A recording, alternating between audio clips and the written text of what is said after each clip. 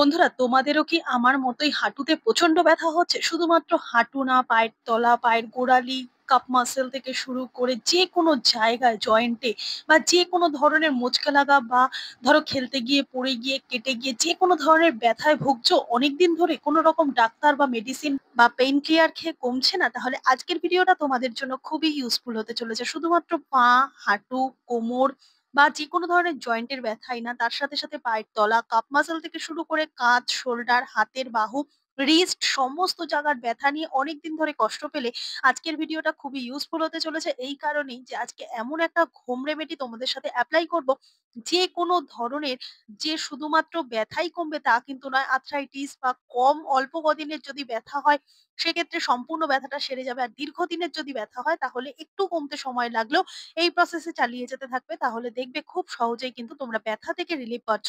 কোনো রকম মেডিসিন নেওয়ার দরকার পড়বে না। এমন বেশ কিছু প্রাকৃতিক উপাদান আছে যার মাধ্যমে খুব সহজেই কিন্তু আমরা এই ধরনের ব্যথাগুলো কমিয়ে ফেলতে পারি। আমরা হাত নাড়াতে পারছি না কিংবা ভারী কোনো জিনিস তুলতে পারছি না, এই ধরনের নানান রকম সমস্যার সম্মুখীন হই এখন আমরা প্রত্যেকে, ছোট থেকে বড়, বয়স্ক, এমনকি কেউই বাদ যাচ্ছে না এই সমস্যায়। বাচ্চারা পড়ে গিয়ে খেলতে গিয়ে ব্যথা পেলে কিন্তু দেখা যায় যে তাদের পায়ে বা হাঁটুতে বা কোনো জায়গায় চোট লাগে।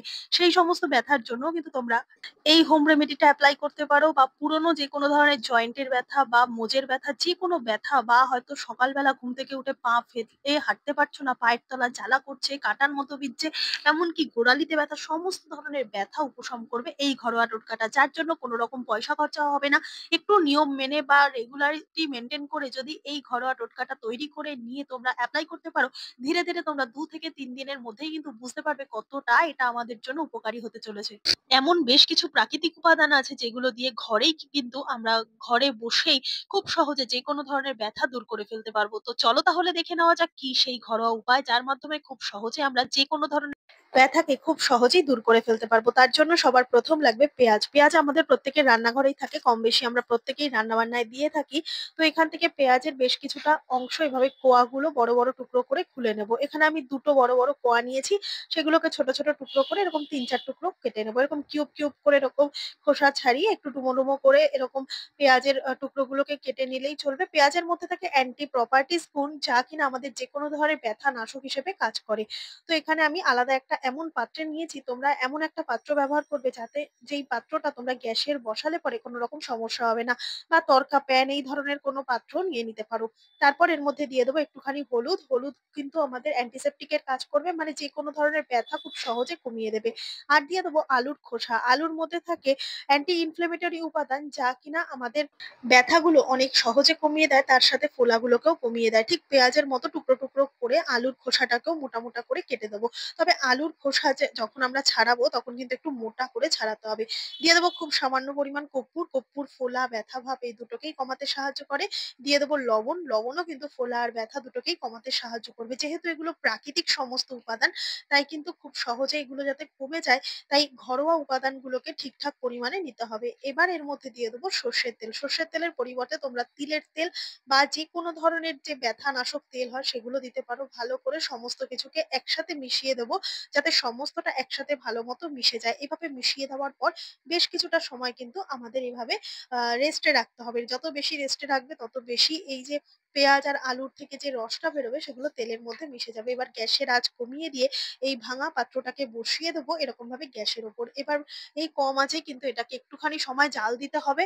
তবে অবশ্যই একদম কম আঁচে, না হলে কিন্তু এটা জ্বলে যাবে বা উবে যাবে। তাই খুব কম আঁচে কয়েক মিনিট এভাবে জাল দিলেই দেখবে হালকা ফুটতে শুরু করছে, গরম হবে, আর তেলের কালারটা সম্পূর্ণ চেঞ্জ হয়ে আসবে। যত বেশি এটা জাল দেওয়া যাবে তত কিন্তু কার্যকারিতা গুণ বাড়বে এর। তো এভাবে ভালো করে এটাকে জাল দিতেই দেখবে পেঁয়াজ আর আলুর খোসাটাও বেশ খানিকটা নরম হয়ে এসছে। আর এ পর্যায়ে দেখতে পাচ্ছ বেশ অনেকটা কিন্তু ফুটতে শুরু করেছে। এবার কিন্তু গ্যাসটাকে আমি বন্ধ করে দেবো। বন্ধ করে দিয়ে বেশ কিছুটা সময় এটাকে ঠান্ডা হতে দেবো। যতক্ষণ না মোটামুটি একটু সওয়া যাচ্ছে ঠিক ততক্ষণ ঠান্ডা হতে দেবো। আর এটা ঠান্ডা হতে হতে এদিকে আরেকটা পাত্রের মধ্যে আমি নিয়ে নিয়েছি 2 কাপ পরিমাণ জল। এবার জলটাকে একটুখানি গরম করে নেবো, আর গরম করে নেওয়ার আগে জলের মধ্যে মিশিয়ে দেবো বেশ খানিকটা লবণ। লবণও কিন্তু এখানে ফোলা আর ব্যথা ভাব কমাবে, আগেই বলেছি। আর এর মধ্যে দিয়ে দেবো তেজপাতা। তেজপাতা কিন্তু যেকোনো ধরনের ব্যথা নাশক হিসেবে কাজ করে। তো এখানে তেজপাতা আমি একটা দিচ্ছি আর একটাকেই ভালো করে ছোট, ছোট টুকরো করে ছিঁড়ে দিচ্ছি যাতে তেজপাতার যে গুণাগুণ সেটা জলের মধ্যে জলটা ফোটার সাথে, সাথে ভালো করে জলের মধ্যে মিশে যায়। আর কিছুই দেবো না কিন্তু এর মধ্যে। এবার এই জলটাকে গ্যাসের ওপর বসিয়ে বেশ খানিকটা সময় এটাকেও গরম হতে দেবো। তবে খুব বেশি এটাকে কিন্তু আর ফোটাবো না। হালকা যখন ফুটতে শুরু করবে বা হালকা বাবলস হতে শুরু করবে তখন এর মধ্যে আমি দিয়ে দেবো ট্যাবলেট। যেকোনো ধরনের ঘরে থাকা এক্সপাইরি ট্যাবলেট এক্ষেত্রে ব্যবহার করতে পারো। ভীষণ কার্যকারী গুণ হয় এই জিনিসটা করলে পরে। আমরা যে কেবলমাত্র ওষুধ খেয়েই ব্যথা কমাতে পারি তা কিন্তু নয়। এই জলের সেকের মধ্যেও যদি একটা যেকোনো ধরনের মেডিসিন দিয়ে দেওয়া যায়, ব্যথা নাশক মেডিসিন, তাহলেও কিন্তু অনেকটা কাজ দেবে। এই জলটার মধ্যে আমি একটা ট্যাবলেট এরকম দিয়ে দিলাম। আর এক্ষেত্রে কিন্তু তোমরা ওই যে আগেই বলেছি এক্সপাইরি ট্যাবলেটও কিন্তু ব্যবহার করতে পারো। যেহেতু এটা খাওয়ার কোনো ব্যাপার নেই তাই কোনো সমস্যা নেই। এবার জলটাকে ভালো করে এভাবে গুলিয়ে দিলাম। গুলিয়ে দেওয়ার পর দেখতে পাচ্ছ জলের কালারটা চেঞ্জ হয়ে এসছে। এবার আমি গ্যাসটা বন্ধ করে দেবো। এবার দেখো বন্ধুরা, আমাদের হাঁটুতে বা কোমরে বা ধরো জয়েন্টে যে কোনো ধরনের বা যে কোনো জায়গায় যে ভীষণ পরিমাণে ব্যথা হয়, হাঁটা চলা করা যায় না, তখন কিন্তু এই জলের সেকটা প্রথমে তোমরা ব্যথা জায়গায় দিয়ে নেবে। তার জন্য এরকম একটা সুতির কাপড় নিয়ে নিয়েছি, পরিষ্কার কাপড় কিংবা ধরো একটু মোটা টাওয়েল ধরনের নিয়ে ভালো করে জলের মধ্যে হালকা করে চুবিয়ে নিয়ে তারপর ব্যথা জায়গাটায় বা হাঁটুতে যেখানে আমার ভীষণ পরিমাণে ব্যথা সেরকম জায়গায় হালকা করে এই জলের সেকটা দিয়ে দেবো। এবার জলের সেকটা যখন দেব তখন দেখবে জায়গাটা না ভীষণ পরিমাণে আরাম দেবে। মানে একদম ব্যথাটা এই জলের সেকটা দিতে দিতেই কমে যাবে। কেননা যে কোনো ধরনের গরম সেক দিলে আমরা জানি গরম বা ঠান্ডা সেকে কিন্তু যে কোনো ব্যথা খুব তাড়াতাড়ি কমে যায়। তো এখানে কিন্তু আমি এই গরম সেকটা দিচ্ছি। এবার এই যে আগে থেকে তৈরি করে রাখা হালকা গরম থাকতে থাকতে কিন্তু এই তেলটাকে আমরা অ্যাপ্লাই করব। কিভাবে অ্যাপ্লাই করব? এই পেঁয়াজের যে কোয়াগুলো রেখেছিলাম, পেঁয়াজের আর আলুর যে খোসা, তো এইগুলোকে কিন্তু এইভাবে হাঁটু বা যেখানে ব্যথা হবে সেরকম জায়গায় তোমরা এইভাবে লেয়ার করে দিয়ে দেবে।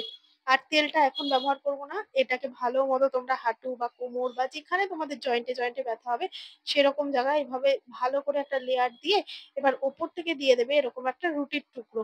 তো রুটি যদি তোমাদের ঘরে না থাকে মোটা একটা কাপড় দিয়ে দেবে। তো এখানে আমি রুটিটা এই কারণেই দিচ্ছি, রুটিটা দিয়ে যদি এইভাবে কাভার করে দেওয়া যায় তাহলে না এই জিনিসগুলো খুব ভালোভাবে প্রপার ভাবে থাকবে। আর যেই কারণে কিন্তু অনেকটা সময় পর্যন্ত আমরা ব্যথাটা কম অনুভব করব। তো আর তার উপর থেকে দিয়ে দেবো এরকম একটা কাপড়ের টুকরো। কাপড়ের টুকরোটা দিয়ে ভালো করে টাইট করে পেঁচিয়ে বেঁধে রাখবো বেশ খানিকটা সময়। যদি হাতে অনেক বেশি সময় থাকে সারা রাতের জন্য যদি তোমরা এভাবে বেঁধে রাখতে পারো তাহলেও দেখবে অনেক বেশি আরাম পাবে। আর এখানে কিন্তু আমি বাসি রুটির টুকরো ব্যবহার করেছি বা অনেক সময় হয় নষ্ট হয়ে যায়, সেই ধরনের রুটির টুকরো থাকলে সেটাকে ব্যবহার করবে।